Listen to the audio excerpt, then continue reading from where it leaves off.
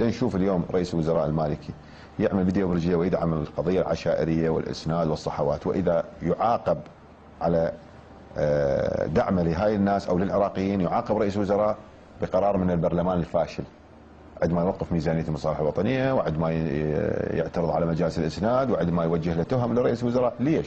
لان المالكي دعم العشائر ودعم القضيه الوطنيه. ونترجاك يا دوله الرئيس رجاء اخير، اليد الحديد اللي ضربت بيها في البصره اضرب بيها في الانبار وفي الموصل. احنا اذا كان هذه اليد تحتاج، والله ان شاء الله ما تحتاج غير رب العالمين هالوجوه الخيره. التخوف من العشائر هذا امر عار عن الصحه. بس معقوله كان ناصب علينا؟ اي ناصب علينا. اللي خلاني اروح ويا دوله القانون رئيس الوزراء راح اقول لكم بكل وضوح ويعرفون. المالكي وقف ويانا في محنتنا في بدايه الامر عندما انتفت الانبار، دعمونا بدرجات الوظيفيه اللي باقوها الحزب الاسلامي من عندنا الحمد لله. جيش، الشرطه، قوى الفرق، الرجل غصب عنه. شيخ انت تقول من البدايه، بس تصريحاتك ما كانت من البدايه هكذا، كنت تنتقد الدعم الحكومي. شنو اللي تغير؟ العراق متروس كفاءات، متروس وطنيين. اكو هناك اكو الصدريين، التيار الصدري محلي، عرفت؟ اكو احزاب هذول من عندهم الدعوه انشاء يمكن محلي. من هي الجماهير التي يتحدث باسمها الشيخ؟ دخل الانتخابات معنا في دولة القانون ولم يحصل على إلا عدد بسيط من الأصوات، وانقلب على دولة القانون، وتحولت دولة القانون اليوم إلى عدو له. كان يسكن في بيت لرئيس أركان الجيش ولديه 30 نفر حماية من الدولة، كان يمجد ويروج ويمتدح الحكومة صباحا ومساء، وأتذكر أحاديثه في اجتماعات دولة القانون إلى الآن لم أنساها. اليوم حينما تعارضت القضية مع مصالحه أصبح يغرد خارج السرب. اشرد يا جد ما راح يسمع ردك سيدة. انا دا اتكلم باسم من؟ باسمك. باسمي. رحم الله والديك. مو باسم 1,700,000 وكسور انسان في الانبار. مو ما ما حد انتخبك من عندهم شيخ حتى تتكلم باسمك. اذا كان انت اليوم ايش فيك شو ساكت خالد؟ ما بيجمعش. اي صحوه تخرج ضد الارهاب احنا نساندها، اما صحوه تطلع تدور من ورانا او تصعد على كتوفنا حتى الحكومه المالكي تقولها عافيه وتنطيها، لا اطلاقا، هذا الامر نرفضه. انا اولا ما مرشح. وتجمع بيارق العراق وما فزتوا بالانتخابات. لو سمحتي اقول لك زين شنو رايك احنا بالانتخابات زورنا ربعنا والجماعه باقوهم من عندنا ببغداد، يلا شلون؟ يزورنا، عيب، العراق كله زورته. من زورتوا شو ما فزتوا؟ وهال قهرتني. تزور ما تفوز. شلون؟ في المحطات او في المراكز الانتخابيه ناس ما جت، قلنا لهم يا ترسم مكانهم وحطوا لهم الربعنا، شو نسوي لهم؟ بداية كان وضعك مع المالكي جيد. نعم. وراضى عنه وبيناتكم حتى علاقة ربما من نوع معين، ما اقول من نوع خاص، لا من نوع معين. ليش انقلبت فجأة ضد المالكي؟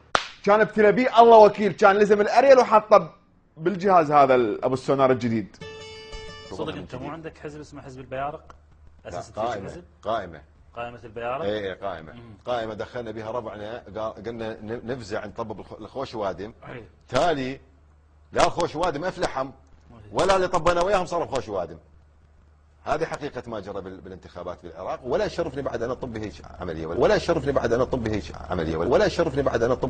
عملية. الله أكبر، ينصر دينك يابا. هلا بالرجال يابا.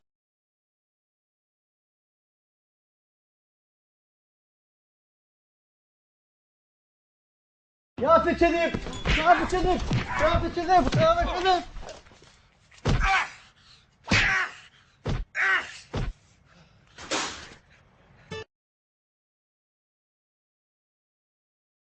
والحزب الاسلامي اللي كان هو ند وعدو، بصراحه نعتبره عدو، اخطر حتى الاحتلال الامريكي في محافظه الانبار، نهك المحافظه.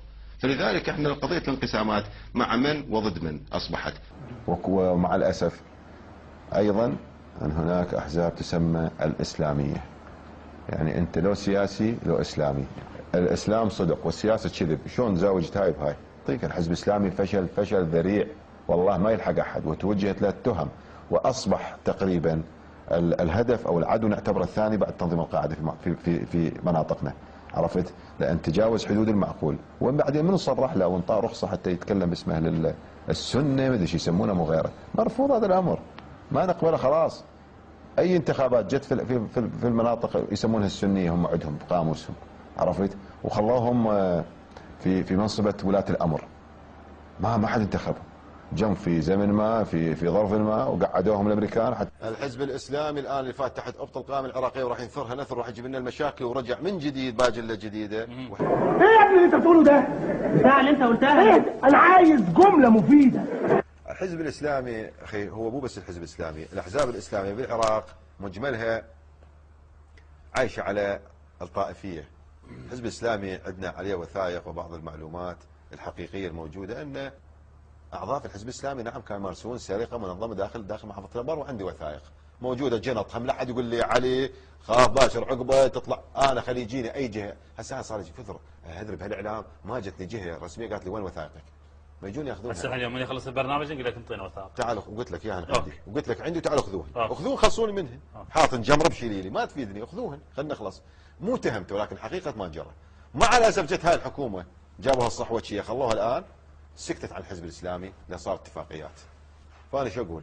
اقول الاخوان في القائمه العراقيه عليهم ان ينتبهون على امر مهم. هم طببوا الحزب الاسلامي نوبه الاخرى وياهم؟ هم طب جواب القائمه العراقيه وراح يبدي يمرر مشاريعه؟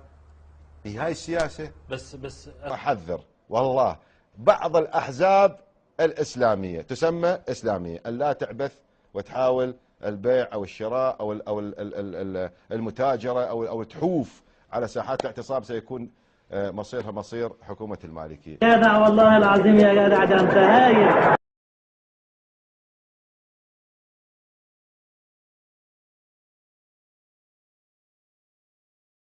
هذا هو لما تقسيم عايش خلوه بالدستور. هو الحزب الاسلامي سؤال بالله، الحزب الاسلامي متهم الان بالتقسيم، زين، ومن ظل الشريف عجل بالمحافظه؟ الحزب الاسلامي متهم الان بالتقسيم، زين، ومن ظل الشريف عجل بالمحافظه؟ الحزب الاسلامي متهم الان بالتقسيم، زين، ومن ظل الشريف عجل بالمحافظه؟ علي النعمه انت بتتكلم صح. طب انت عارف بقول ايه؟ ادم اندرع مرسي ما بيتكلم صح.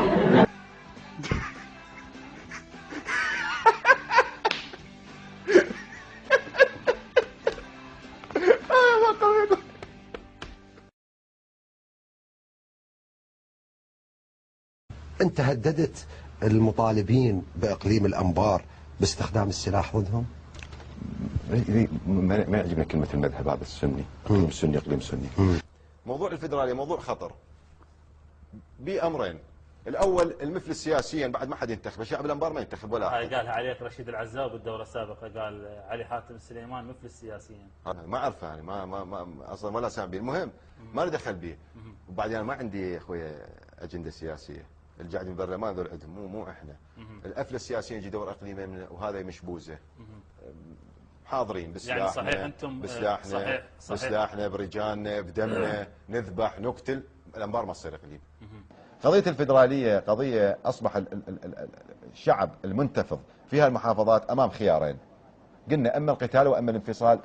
هذا هو لما تقسيم عايش خلوه بالدستور. هو الحزب الاسلامي سؤال بالله، الحزب الاسلامي متهم الان بالتقسيم، زين، ومن ظل الشريف عجل بالمحافظه؟ والله ده انت المفروض ما تقعدش معانا بقى، تروح تقابل الناس اللي جايه من بره دي وتقول لهم على الكلام اللي هم مش عارفينه، والله العظيم.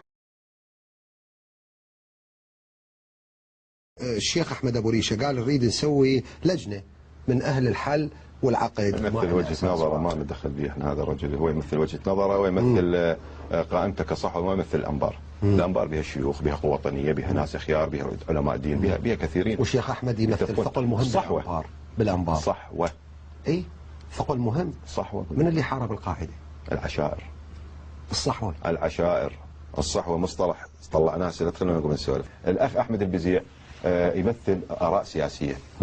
اما اللي قاتل القاعده مو احمد ابو ريشه، قاتلها حمد الهايسو، قاتلها حمد الهايسو. كان بيومها لاط وصعد عنده حيل. خلينا نحكيها ما دام مضى عليها فتره من الزمن. قضيه لا بدايه لا صحوات ولا فلان ولا علان ولا شيوخ.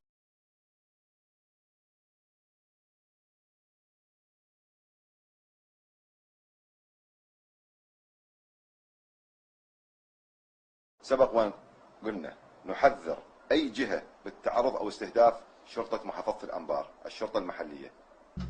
يا طباب الخير انت. بس يا اخي احمد خليني اوضح لك الصوره واكتب لك اياها بكل صراحه. احنا ما نكون الارهاب بعد. انتوا هتودونا في داهيه بقى ولا ايه؟ علي الحاتم غرب الرطبه والتنظيم جبا يعني شوفوا يا اخي اللي 7 مرات يضربون التنظيم الان يجوا يبايعوه. علي الحاتم مو القاعده بالله عليكم. هو انا 6 نوبات انضربت من القاعده، اجى مو القاعده بعد اللي 7 مرات يضربون التنظيم. هو انا 6 نوبات انضربت من القاعده، اللي 7 مرات يضربون التنظيم. دلوقتي بمناسبه الظروف اللي احنا فيها دي عايز اعمل اجتماع على مستوى القاعده.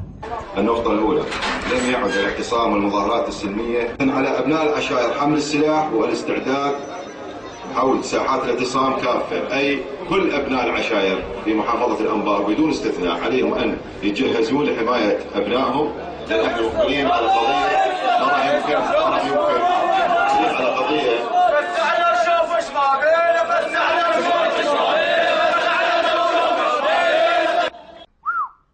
مياو. اخ منك اخ.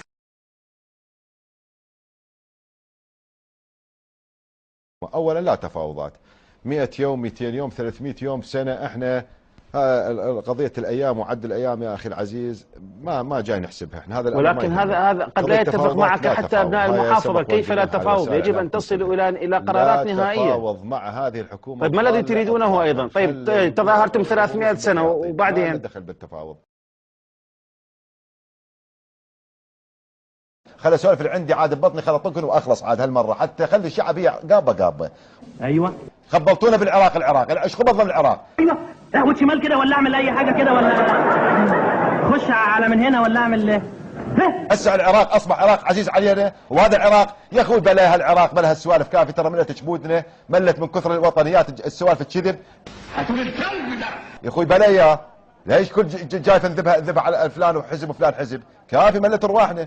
المنطلق الفكري بتاعنا في تطفيش الست دي لازم ينبع من احساسنا منعكس في الالتزام بقضايا معاصره اللي يقدر على مرسي، ومحدش يسالني ولا كلمه لاني مش فاهم اي حاجه من اللي انا بقوله. وما علاقه العراق بهذا الامر سيد علي؟ ان كانت سلوكيات بعض السياسيين سيد علي مثل الان يقول لو ظالين على الامريكان اشرف من ذولي.